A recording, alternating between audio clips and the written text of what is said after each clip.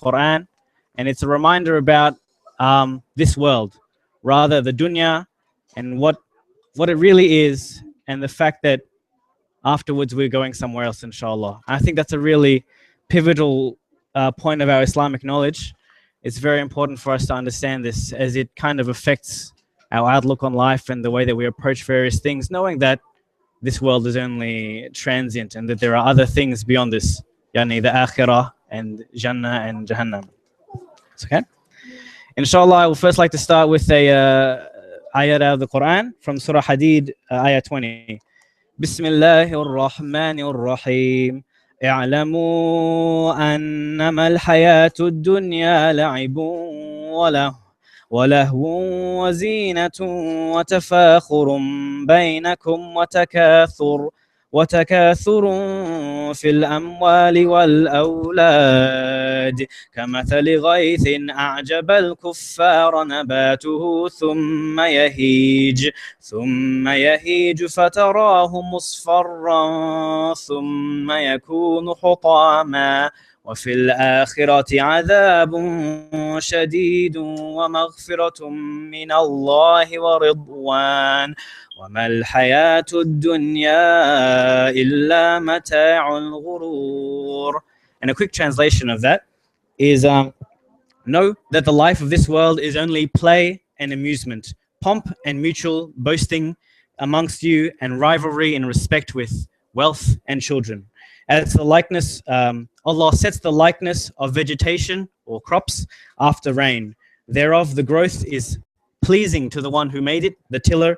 Afterwards it dries up and you see it become yellow, and then it leaves and becomes straw. But in the hereafter there is a severe torment for the disbelievers, and there is forgiveness from Allah for His good pleasure for the believers and the doers of good. Whereas the life of this world is only a deceiving enjoyment. So as you see from the ayah that I've just recited before, Allah uses very descriptive language and it paints a very clear picture for the minds of the people who read the Quran on what exactly the reality of the dunya is. And I'm just going to briefly explain those. Allah uses five words to describe the dunya. First he describes it as la'ibun and lahwun. And so these mean playing, like the playing of a game. And when you play a game, you get involved in it and you compete against one another to make sure I get the most points or I run the farthest or something like this. And what this is getting at is often when you play a game long enough, you forget about your other priorities around you and what you really need to do outside. You know, once you finish this at 5 p.m. or whatever, I have to do other things, but you forget about that because you're in the heat of the moment, in the action.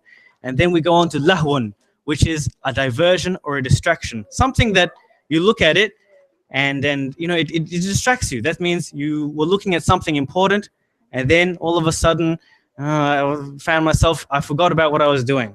And then Allah describes the world as zinatun, which is something nice to look at, something beautiful and something pretty, but at the same time, that's really all it is, just something nice to look at. And then the last ones are tafakhur, which is it describes the action of people within the world where they have this dunya and they have the zina and they say, hey, look, mine is much more prettier than yours. Mine is better than yours, which leads to takathur fil amwali wal awlad.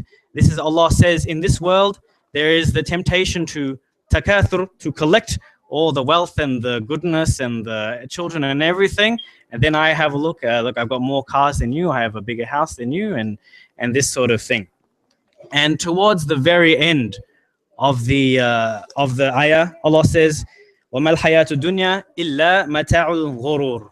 مَتَاعُ الْغُرُورِ, it's something that is useful, but it's also ghurur. It's something that you use it, and then it's the translation I got is something that's deceptive, but it's useful. So you think it's useful, but actually sometimes it's not. And we'll go into make it a bit more clearer later. Allah uses these very specific words to describe the material world. Bismillah ar-Rahman ar-Rahim. Allah afterwards, He gives, after giving these examples of very beautiful words, he gives one more example how the world is like the plantation or like the crops.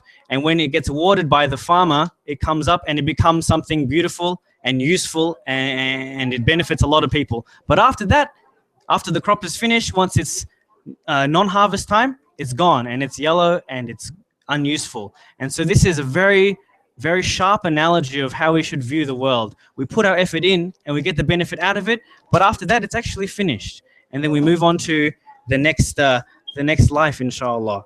And so I just wanted to I found my description for mata' al-ghurur. It says here, it means anything that is useful or something that gives you advantage, food, tools. However, the word ghurur means something that is deceived, something false or not true. In other words, the life of this world is a provision that is deceptive, and it can lead people astray. It can be used to achieve the best, i.e. pleasure of Allah, but it is very deceptive and can distract you from what you're actually supposed to do. So now that we have, inshallah, a basic understanding of what this ayah means, we now need to look at it and use it as a lens to see the world, inshallah. And how do we apply this during the month of Ramadan? I hope that after describing the ayah from Surah Hadid, I have provided you with a new way to see the world and your situation within it. Truly, nothing is as beautiful as the words of Allah, and He has described the dunya, the material world, with just the right examples and just the right kinds of words that fit our daily lives. This is an example of how reading the Quran, an act that we're encouraged to do within the month of Ramadan, can, with the translation and with understanding, can change how you look at the world and will affect your iman, inshallah, bi'ithnillahi ta'ala. The next point is that from this ayah we can get that we are training ourselves from not eating, not drinking, and not relying on the world to not be dependent on the dunya. Allah describes the dunya as something that is beautiful, people engage with it, and as a provision for the dwellers within it. By the means of being in this world, we must participate to some extent. We need to have a certain size house, certain size car, and certain kinds of things. However, we should not let these things distract us from our goal to achieve Jannah. Nor should we turn these items themselves, as the ayah says, as a way to compare and see that I'm better than you, or the other way around. In the month of Ramadan, we are encouraged to abstain from many things, food, water, and bad behavior. One of the teachings from this is to increase focus and our dependency on only one thing, that is Allah. And the last lesson that we can learn from this is the lesson of time management, and that everything has an end, inshallah. In the Quran, we see countless reminders of the hereafter. What does this mean? It is to constantly remind the believers, the one who reads the Quran, that the life is temporary and there is a goal at the end that needs to be achieved. That goal is to attain Jannah, to attain eternal bliss. You will notice towards the end of Ramadan, people lament and they are sad about how quick time has passed and how they didn't achieve enough that they wanted to do. They didn't finish the Quran. They didn't fast to their extent or something like this.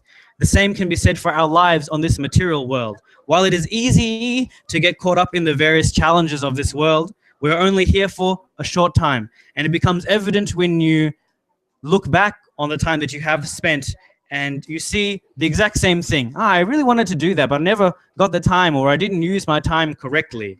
So this is how one wastes their time without knowing, what's been going on or how much has bypassed you. I hope that this short piece of information, I have reminded myself first and everyone present of the reality of the dunya, the material world, and this life. Often Ramadan, as I think it was in the second night, is referred to as a madrasa. What does this mean? It means that we need to use this time to learn lessons.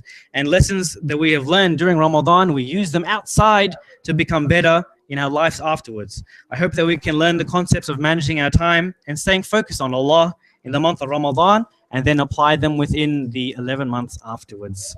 Jazakallah khairan. Assalamu alaikum wa rahmatullahi wa barakatuh.